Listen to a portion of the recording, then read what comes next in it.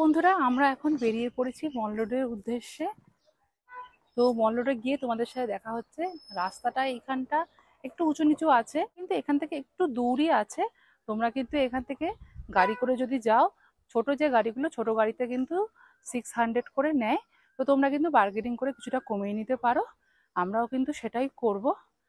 আর তারপরে আমাদের দুটো গাড়ি লাগবে, যেহেতু আমরা এখানে 8 জন আছি। তো দেখা যাক, গাড়ি করে তারপর তোমাদের সাথে দেখা করছি। তো আমরা যে রেস্টুরেন্টে রয়েছি, এখানে কিন্তু লাঞ্চের ব্যবস্থা নেই। লাঞ্চটা কিন্তু বাইরের থেকে করতে হবে। এখানে ব্রেকফাস্ট আর ডিনারের ব্যবস্থা আছে। তো তোমরা কিন্তু এখানে ব্রেকফাস্ট আর ডিনারটা করতে পারবে। লাঞ্চটা কিন্তু তোমরা মল রোডে গিয়ে যে কোনো রেস্টুরেন্টে গিয়ে ওখানে কিন্তু অ্যাফোর্ডেবল প্রাইসে পেয়ে যাবে। তো এই যে কটেজটা দেখা যাচ্ছে, এইখানে কিন্তু আমরা দুদিন থাকবো। তো এখানেই আমরা কিন্তু কাল রাতেই এসেছি। আর রাত্রিবেলা এসে তখন এখানকার যে সৌন্দর্যটা, সেটা কিন্তু আমরা বুঝতে পারিনি। সকালবেলা উঠে দেখলাম একদম সামনেই বরফের পাহাড়।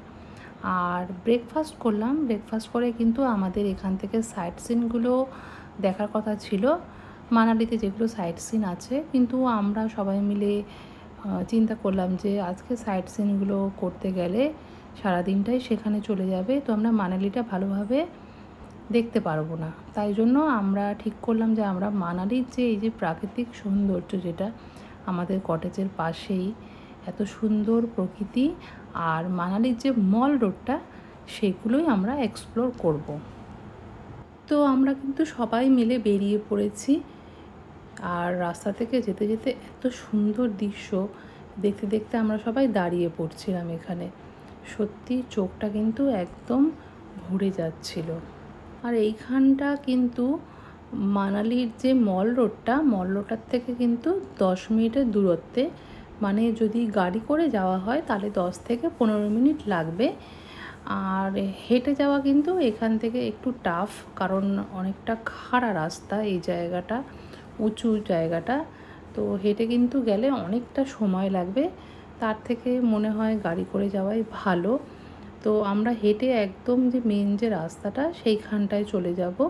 সেখান থেকে চলে গিয়ে তারপরেই এখান থেকে গাড়িটা পাওয়া যায়। তো এখানে কিন্তু নানান রকম গাড়ি আছে, মানে বাস যায়, আবার টোটো যায়, বা ছোটো যেসব 4 চাকা আছে গাড়িগুলো, সেগুলোও যায়। তো বাসে গেলে কিন্তু মাত্র এখানে 10 থেকে 15 টাকার মধ্যে এখানে তোমরা মল রোড চলে যেতে পারবে। আর অটোয় করে গেলে একটু বেশি লাগে। অটোয় করে এখানে প্রায় 25 থেকে 30 টাকা ভাড়া নেবে জন প্রতি। আর গাড়ি করে গেলে এখানে ধরুন 250 থেকে 300 টাকা নেবে। তবে ওরা কিন্তু আগে কিন্তু প্রায় 5 থেকে 600 টাকা চাইবে। আপনাদের কিন্তু বার্গেনিং করতে হবে। তো বার্গেনিং করে মোটামুটি 300 বা 250-র মধ্যে এখান থেকে চলে যাওয়া যায়। তো আমরা কিন্তু একদম রাস্তার সামনেটাতে চলে এসেছি। তো এখানকার যে লোকজন আছে যারা, তাদেরকে জিজ্ঞাসা করেই জানতে পারলাম যে এখান থেকে বাস যায়, অটো যায়, আবার নানান রকম গাড়ি এখান থেকে যায়। তো আমরা কিন্তু চলে এসেছি একদম মল রোডে। তো গাড়ি কিন্তু আমাদের মল রোডেই নামিয়ে দিল। সেদিন যেহেতু ভোট ছিল, তাই জন্য কিন্তু দোকানগুলো খুললো 4টের পরে। আমরা এসে দুপুরবেলা যখন আসলাম, আমরা লাঞ্চ করলাম।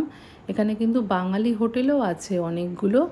আপনারা যদি বাঙালি হোটেলে যেতে চান, সেখানে কিন্তু লাঞ্চ করতে পারেন, বা ব্রেকফাস্ট ডিনার সবই হয়। আমরা কিন্তু লাঞ্চটা এখানেই করেছিলাম।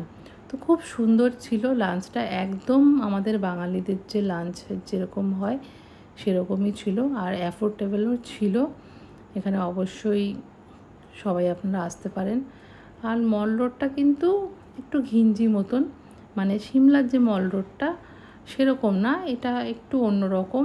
যেরকম মল রোড একটু ঘিঞ্জি টাইপের হয়, সেরকমই একদম। পাশ থেকে এখানে পাহাড় দেখা যাচ্ছে, পাহাড়গুলো তো দারুণ লাগছিল। তা আমরা তো প্রচুর কেনাকাটা করেছি। আমাদের আরও 3টে ব্যাগ বেড়ে গেছিলো। আমরা ছিলাম প্রায় 11 জন মতন বাচ্চা নিয়ে। তো যা ব্যাগ ছিল তার থেকে আরও 3টে ব্যাগ আমাদের বেড়ে গিয়েছিলো। অনেক শপিং করেছি, কারণ প্রাইসও আমাদের অ্যাফোর্ডেবল লেগেছে। ওই জন্য অনেকগুলো জিনিসই আমাদের কেনা হয়েছে। তো ঘড়িতে যখন 6:30 থেকে 7টা বাজে তখনই আমরা কিন্তু চলে গেলাম হোটেলের দিকে, কারণ ভোরবেলা আমাদের বেরোনোর কথা রোটাং পাসে। আর রোটাং পাসের ভিডিও কিন্তু আগের সপ্তাহেই চলে এসছে চ্যানেলে, কিন্তু রোটাং পাসের ভিডিও আছে, তোমরা কিন্তু অবশ্যই চেক করবে, তোমাদের অবশ্যই ভালো লাগবে। দারুণ ছিল রোটাং পাসের দৃশ্য, অনেক বরফ পেয়েছি আমরা সেখানে গিয়ে, অবশ্যই দেখো। আর মানালিতে আসলে মানালির মল রোডটা কিন্তু অবশ্যই এসো, এখানে কিন্তু জিনিসগুলো তোমরা অনেকটা কম দামের মধ্যে পেয়ে যাবে। মানে যেসব জিনিস আমাদের এখানে হয়তো 1200, 1300 বা 2000, 3000 যেটা আছে, সেগুলো এখানে তোমরা 500 থেকে 700, 800, 900-র মধ্যে কিন্তু পেয়ে যাবে। আবার দামি কিছু চাইলে দামিটাও আছে। তবে আমার মনে হয় এখান থেকে বা বাইরের থেকে খুব বেশি দাম দিয়ে জিনিস না কিনে যেগুলো একটু অ্যাফোর্ডেবল হয় সেগুলো কেনাই ভালো। তো বন্ধুরা, ভিডিওটি যদি ভালো লাগে অবশ্যই কিন্তু লাইক করো একটি, আর চ্যানেলটিকে সাবস্ক্রাইব করে আমার পাশে থেকো।